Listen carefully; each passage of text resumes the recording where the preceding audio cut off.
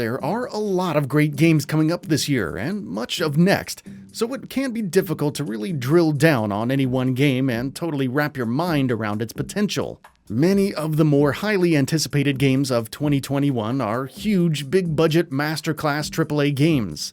And there's certainly nothing wrong with paying attention to those, but there are plenty of other games that are perfectly positioned to come out and surprise us. These games might not be getting the most Google searches or generating the most interest at the moment, but that doesn't preclude them from being outstanding experiences necessarily.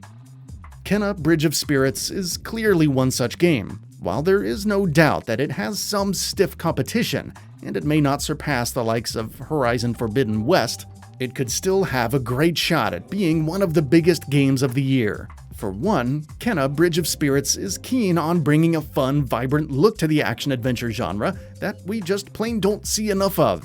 While most games in this genre tend to concentrate on realism and ultra-high fidelity in-game assets, Kena seems to be striking a noticeably different balance on that, with a look that I wouldn't quite call cartoony, as it is still clearly detailed, with lots of modern post-processing and effects, but it might remind one of Overwatch before, say, Horizon. This isn't necessarily an objective positive for the game, but it is something that will help the game stand out among what is sure to be a healthy plethora of action-adventure games that are sure to come out this year. It will stand out on digital storefronts and on physical store shelves, and that could easily lead to bigger sales and more general popularity down the road.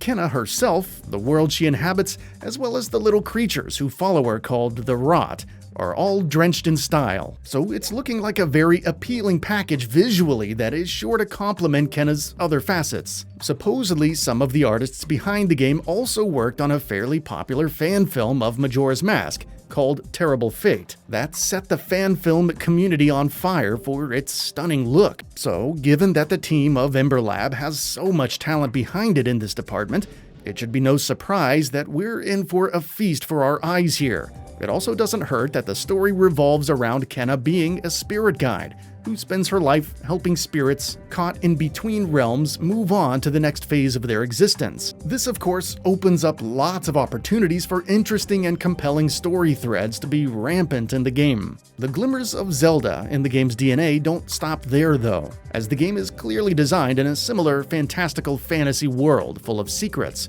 exploration, and magic that Kena must use and confront to restore her world.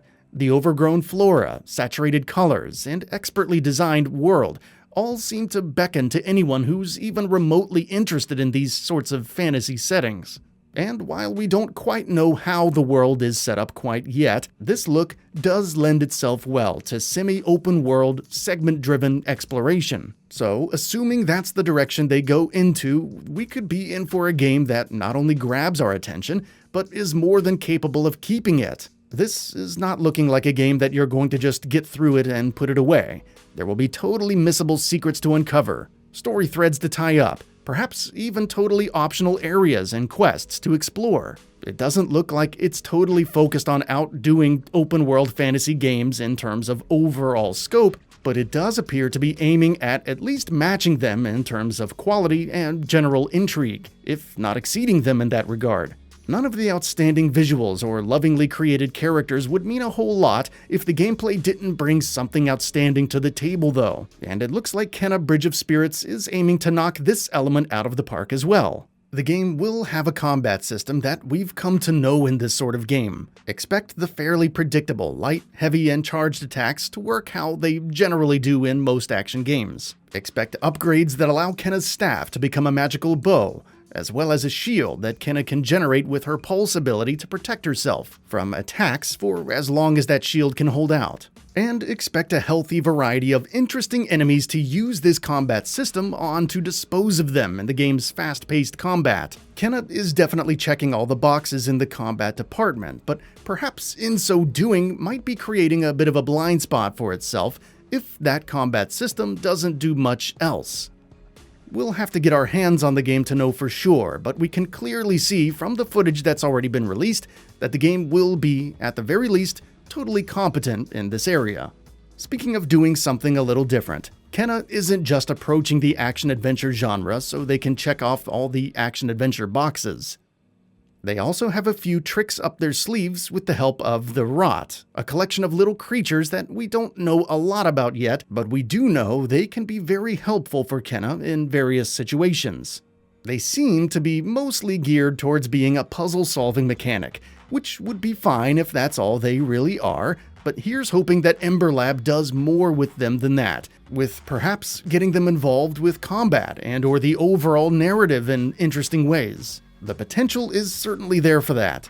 Kenna Bridge of Spirits does not appear to be a game that is trying to outdazzle Horizon Forbidden West, nor is it trying to overpower God of War Ragnarok, and wisely so. But it does appear to be aiming at taking some major liberties with the action-adventure genre and nudging those predictable mechanics in a new direction. With quality graphics, Zelda-like storytelling and world design, some solid combat, and perhaps a dash of Pikmin-style puzzle solving thrown in for good measure. Whether or not those ingredients add up to being more than the sum of their parts, or just equal to them, will largely come down to execution. There's nothing wrong with not being the most inventive game of the year. In fact, most of the best games ever made aren't even close to inventing their genre, but rather stand on the shoulders of similar games before them while adding in their own flavor. But there is no denying that the potential is certainly there for Kenna to not only be one of the biggest games of 2021, but also a new iconic character in video games that we end up learning more about and wanting to see more of for many years to come. That's it for this video. If you enjoyed and would like to see more, feel free to hit that subscribe button and hit the notification bell to ensure you'll be notified when new videos go up.